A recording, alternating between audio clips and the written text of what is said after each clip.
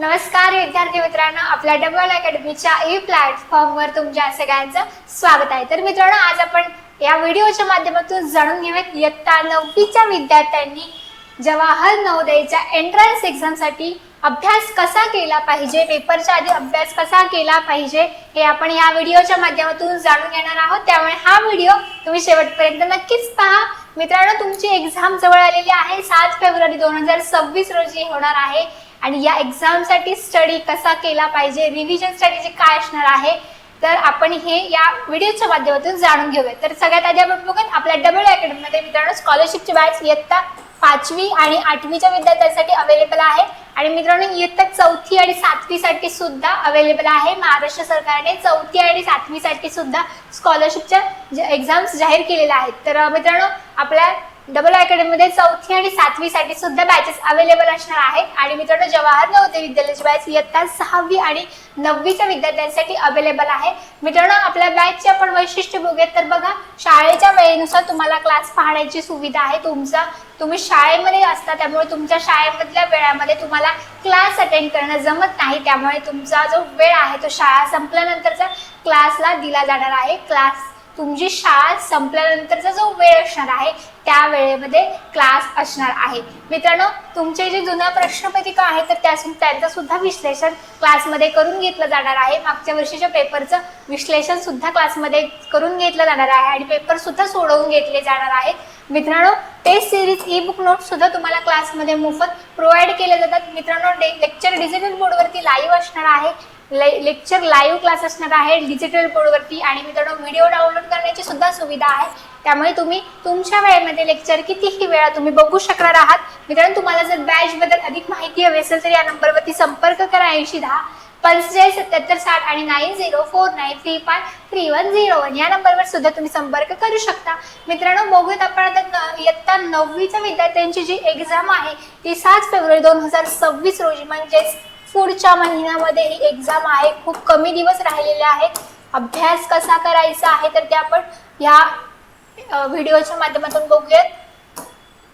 सगळ्यात आधी तुमचा जो सिलेबस आहे तो एकदा चेक करा, काय आहे, तुम्ही व्यवस्थित अभ्यास केलेला आहे की नाही। तर बघा, याच्यामध्ये गणित, सामाजिक शास्त्र, हिंदी, इंग्लिश आणि सायन्स ह्या विषयांवरती ही एक्झाम होते। इयत्ता 9वी मध्ये ज्या विद्यार्थ्यांना प्रवेश घ्यायचा आहे म्हणजेच इयत्ता 8वीच्या विद्यार्थ्यांसाठी ही एक्झाम असते।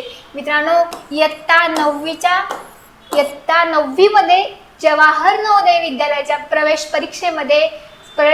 परीक्षा ज्या विद्यार्थ्यांना द्यायची आहे ते विद्यार्थी इयत्ता 8वी मध्ये असणं गरजेचं आहे, कारण त्यांना इयत्ता 9वी साठी जवाहर नवोदय विद्यालयामध्ये प्रवेश घ्यायचा असतो। ठीक आहे मित्रांनो, हे सब्जेक्ट आहे, त्याच्यामध्ये गणित, सामाजिक शास्त्र, हिंदी, इंग्लिश आणि सायन्स टोटल 100 गुण आहेत आणि वस्तुनिष्ठ म्हणजेच बहुपर्यायी क्वेश्चन्स असणार आहेत। मित्रांनो, तुमच्या किंवा तुमच्या पालकांना प्रश्न पडतो याच्यामध्ये निगेटिव्ह मार्किंग असते का, तर मित्रांनो निगेटिव्ह मार्किंग म्हणजे चुकीचं जर उत्तर दिलं तर तुमचे गुण वजा केले जातात।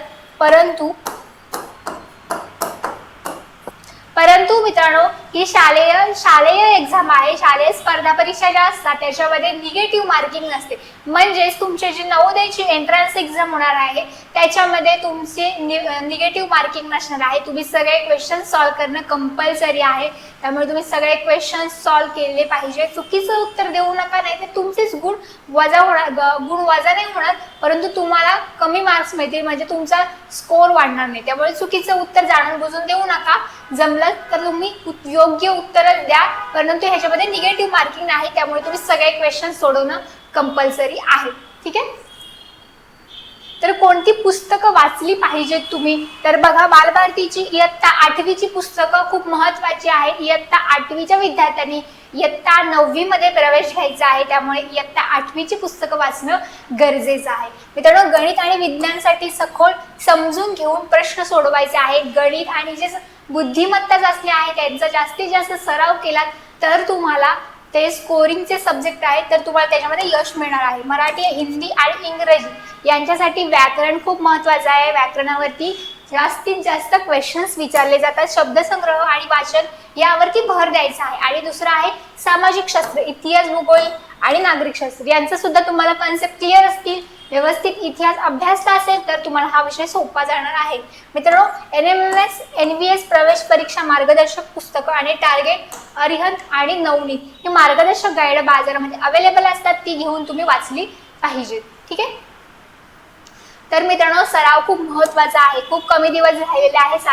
7 तारखेला एक्झाम आहे. तुम्ही जास्तीत जास्त सराव केलात, मॉक टेस्ट सोडवा. या वेळेमध्ये तुम्ही दररोज एक पेपर तरी सोडवणे गरजेचं आहे. वेळ लावून पेपर सोडवा. आणि आता तुमची खूप कसोटी लागणार आहे अभ्यासाची. वेळ लावून पेपर सोडवा. कमी दिवस राहिलेले आहेत. मॉक टेस्ट सोडवणं गरजेचं आहे. या वेळेमध्ये तुम्ही वेळेचं नियोजन कसं करायचं आहे तर ते बघितलं पाहिजे. मित्रांनो, मागील वर्षांच्या प्रश्नपत्रिका सोडवा. त्यांच्याशी सारखे असलेले प्रश्न पुन्हा उजळणी करा, रिव्हिजन करा. जास्तीत जास्त रिव्हिजन करायची आहे. कमकुवत म्हणजेच वीक टॉपिक्स वरती तुम्ही जास्तीत जास्त वेळ द्या, त्याच्यावरती काम करा. आणि मित्रांनो, तुमच्या गोल्डन टिप्स, स्मार्ट स्टडी करा. फक्त वाचन पुरेसं नाही, लेखी सराव सुद्धा गरजेचा आहे. त्यामुळे लेखी सराव सुद्धा करणं गरजेचं आहे. नोट्स बनवा, माइंड मॅप्स तयार करा आणि स्वतःला क्वेश्चन्स विचारा. मित्रांनो, टाइम मॅनेजमेंट सुद्धा महत्त्वाची आहे. प्रत्येक विषयासाठी निश्चित वेळ ठरवा. महत्त्वाचे विषय आधी आणि कमकुवत विषयांवरती जास्त वेळ द्या. मित्रांनो, जास्तीत जास्त रिव्हिजन करा, पुन्हा अभ्यास करा. जे शिकले ते नियमितपणे उजळणी करा आणि मागच्या वर्षीचे क्वेश्चन पेपर जास्तीत जास्त सोडवा. 2021 ते 2025 पर्यंतचे क्वेश्चन्स तुम्ही सोडवले पाहिजेत. वेळ लावून त्याचा सराव करा. जास्तीत जास्त क्वेश्चन सोडवा, तर तुमचा व्यवस्थित अभ्यास होणार आहे. रिव्हिजन आणि पेपरच्या वेळी सुद्धा तुम्हाला जास्तीत जास्त आठवणार आहे. मित्रांनो, तुम्ही जर योग्य वेळेचं नियोजन केलं, अभ्यास केला, सातत्य ठेवलं, तरच तुमचं नवोदयच्या नामांकित शाळेमध्ये प्रवेश नक्कीच शक्य होणार आहे. आणि मित्रांनो, तुमचं इयत्ता 12वी पर्यंत शिक्षण सुद्धा मोफत होणार आहे. मित्रांनो, तुमच्या परीक्षेसाठी ऑल द बेस्ट. थँक्यू.